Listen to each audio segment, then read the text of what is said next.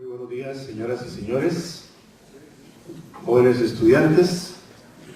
La Vicerrectoría de Investigación y Transferencia les da la más cordial bienvenida a este foro sobre derechos ambientales como derechos humanos básicos de la población costarricense.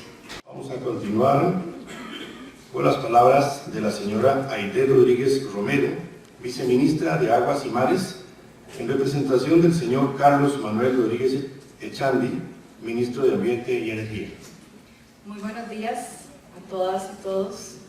Buenos días, señor expresidente de la República, José María Figueres. Buenos días, señor don Marcelo Prieto. Muchísimas gracias por la invitación. Buenos días a los señores y las señoras panelistas, estudiantes y amigos todos. Yo siempre empiezo haciendo una confesión cada vez que hablo sobre derecho, porque a mí me encantaría poder decir que mi primer amor profesional fue el derecho, pero no puedo mentir. En realidad mi primer amor profesional fue el ambiente, y gracias al derecho encontré un medio para poder hacer realidad esa aspiración de poder transformar el ambiente, de poder conservar mejor, de poder hacer un mejor aprovechamiento de los recursos. Cuando yo estudié Derecho en la Universidad de Costa Rica no existía tal cosa como la materia ambiental. Veíamos Derecho relacionado con cuestiones de agricultura, algunas cuestiones relacionadas con derecho público, mucho derecho comercial, pero no hablábamos de derecho ambiental. El derecho ambiental lo conocí en la práctica, trabajando con organizaciones no gubernamentales, trabajando con comunidades que me enseñaron cuál era la forma de acercarse precisamente al ambiente desde la política pública y desde el derecho para cambiarlo. Eso ha cambiado, los tiempos cambian, por suerte, y en este momento ya existe dentro de la Universidad de Costa Rica la posibilidad de estudiar y de especializarse en derecho ambiental. Sin embargo, también a lo largo de los años tuve la oportunidad de conocer y entender que para poder vivir a plenitud este amor y esta pasión por el ambiente, necesariamente tenía que tener más de un amor, no podía quedarme solamente con el derecho. Para poder hablar de derecho ambiental, para poder hablar de derechos ambientales, necesariamente tenemos que entender de ciencia, necesariamente tenemos que entender de economía, de sociología. Creo que el derecho ambiental en ese sentido es el más interdisciplinario de todos, y entonces tal vez es quizá también el que tiene más relación con todos los derechos humanos, tema que nos trae hoy aquí. Cuando hablamos de derechos humanos relacionados con el ambiente, necesariamente también estamos hablando de toda esta gama de derechos que son reconocidos de manera universal y que tienen una base en elementos del derecho internacional. Es decir, no existe tal discusión sobre estos derechos. También es necesario que nosotros abramos nuestros ojos y nos demos cuenta de que para poder hacer realidad muchos de los derechos sociales, económicos y demás, incluso los de la primera generación, necesitamos tener un derecho sano, un derecho a un ambiente sano. Necesitamos tener un ambiente sano para poder hacer realidad todos esos otros derechos. Y que muchas veces cuando se vulnera el derecho a un ambiente sano, estamos vulnerando también otra cantidad de derechos humanos, y que cuando se están vulnerando esos otros derechos humanos, muchas veces también estamos haciendo degradaciones importantes al ambiente. Así que está todo realmente mezclado. Yo quisiera hacer referencia a 3 puntos específicos, porque si queremos hablar de derechos humanos y derecho ambiental, necesariamente también, perdón que insista tanto en hablar de necesariamente, pero es que vivimos en tiempos de urgencia y hay cosas que se tienen que hacer necesariamente, y esta es una. Tenemos que cambiar la narrativa de cómo nos acercamos, de cómo hablamos acerca del ambiente, por lo menos en 3 aspectos, y aquí podríamos hablar todo el día, y yo creo que eso es lo que van a tener la oportunidad ustedes de hacer, y yo solamente quiero referirme a estos 3 puntos. Tenemos que cambiar la narrativa sobre estos 3 puntos, y cambiar la narrativa sobre estos 3 puntos de los que voy a hablar implica también cambiar la forma en la que estamos actuando, en cómo estamos accionando. El primero de ellos es la narrativa sobre cambio climático. Ya no podemos seguir hablando de cambio climático. Incluso periódicos internacionales, medios de comunicación nos hablan de crisis climática y ese es el paso que tenemos que dar. Cambiar la narrativa de hablar de cambio climático, que podría parecer algo muy liviano, hacia hablar de una crisis climática nos obliga a tomar acciones y a tomar acciones ya. Cuando hablamos de cambio climático hablamos de escenarios de escasez o de abundancia de agua. Hablamos también de todas las consecuencias que esto puede traer desde el punto de vista migratorio, desde el punto de vista de seguridad alimentaria, desde el punto de vista de la salud y la seguridad de la vida humana. Estamos hablando de tiempos de emergencia. En ese sentido, Costa Rica ya ha hecho grandes pasos, aunque somos pequeños, hemos dado grandes pasos que están liderando el cambio a nivel internacional y que están incluso haciendo que otros países más grandes se sumen a hacer algo similar. Costa Rica ha respondido a todos estos movimientos que hemos visto a nivel internacional de jóvenes que hoy nos exigen, y nos exigen con todo el derecho que tienen de que podamos tomar decisiones, de que ya el tiempo de hablar pasó y que ahora nos toca actuar. Costa Rica desde febrero de este año tiene un plan nacional de descarbonización que nos va a convertir en el primer país al 2050 que va a ser libre totalmente de combustibles fósiles. ¿Esto qué quiere decir? Esto quiere decir que vamos a demostrarle al mundo que es posible tener progreso y crecimiento económico que esté totalmente liberado de emisiones, que no necesariamente tenemos que tener emisiones de gases de efecto invernadero para ser una nación próspera. Y esto implica entonces hacer un cambio de narrativa también en cuanto a cómo consumimos y qué producimos. Yo invito a todos ustedes estudiantes a que piensen desde sus carreras cuáles pueden ser los aportes precisamente para llevar a cabo esta implementación en el 2050 de una Costa Rica libre e independiente de combustibles fósiles. Tenemos también la PRECOP en el mes de octubre, el 8, 9 y 10 de octubre. Como ustedes sabrán, la PRECOP es una reunión previa en donde muchos los países que participarán en la COP de cambio climático se ponen de acuerdo en temas que van a ir a negociar. Nosotros este año estamos organizando la PRECOP desde Costa Rica y la COP la organizará Chile. Queremos darle un enfoque de la agenda azul, la agenda marina, y ya voy a entrar a ese punto que es uno de los puntos que más me apasionan también.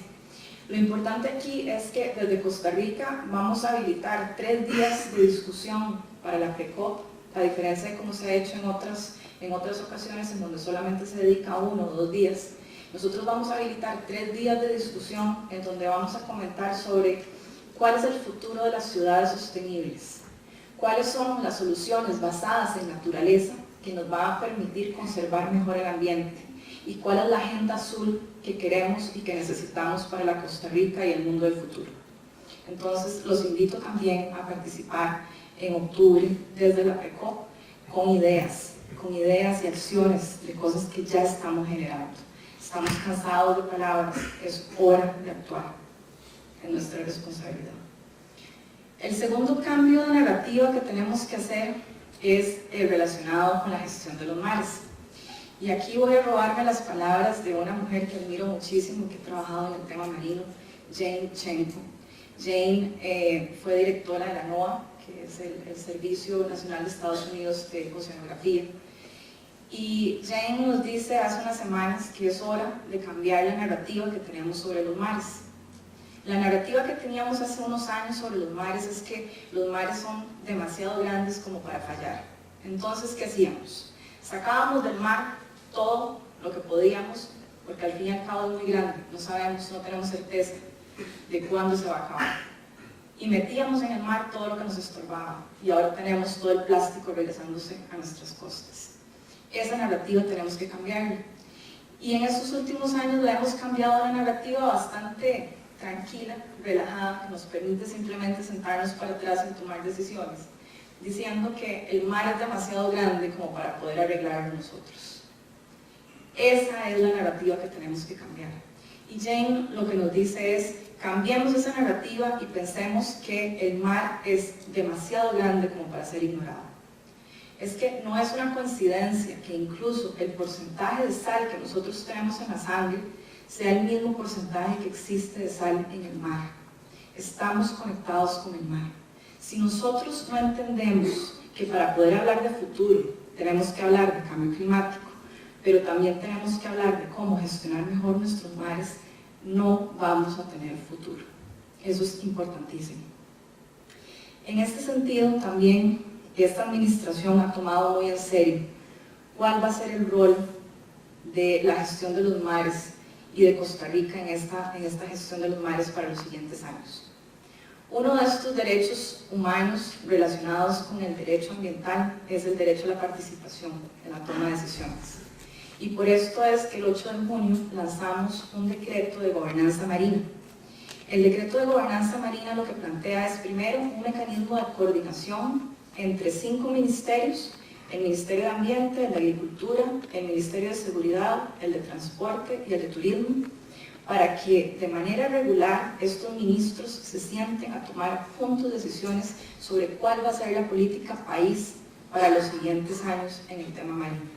Pero aquí lo más importante, tal vez desde el punto de vista de los derechos humanos, es que estamos estableciendo también mecanismos formales, constantes, de participación, para que todos nosotros, todas las personas podamos tomar decisiones junto con los técnicos y las instituciones del país en cuanto a cuál es la visión que queremos de esos mares. Y la visión que queremos de esos mares son mares prósperos, mares sanos, mares limpios, mares resilientes, y solamente juntos podemos construirlo. Ya tenemos ese esqueleto, ese decreto aprobado el 8 de junio, y ahora nos toca la difícil y motivadora tarea de ponerle cañita a ese esqueleto y en 3 años poder tener ordenamiento espacial marino en el país, tener planes de economía azul en el país y tener mejoradas las estrategias de control y vigilancia, porque recuerden que tenemos 92% de nuestro territorio como mar.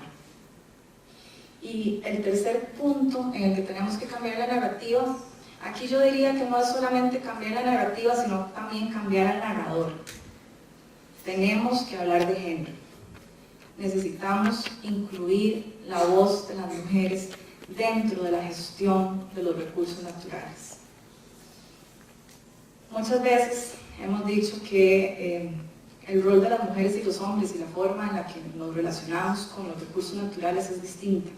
Sin embargo, invisibilizamos en la mayoría de los casos cuál es ese rol de la mujer, y cuando dejamos invisibles a las mujeres en cuanto a la gestión de los recursos del país, simplemente estamos ignorando la mitad de la historia y estamos tomando decisiones que no van a ser eficientes. Tenemos que cambiar la narrativa, tenemos que cambiar el narrador. No solamente necesitamos más voces, sino también más espacios de participación en la toma de decisiones. En resumen, quizás lo que les quiero decir es que solamente una sociedad ambiciosa en cuanto a detener los efectos del cambio climático y tomar acciones para reducir estos efectos del cambio climático va a ser una sociedad que pueda hablar de derechos ambientales y derechos humanos. Solamente una sociedad que hable y se involucre de forma participativa, técnica, con base científica, para procurarse mares sanos, prósperos, limpios y resilientes, solamente va así a hablar de derechos humanos y de derecho ambiental.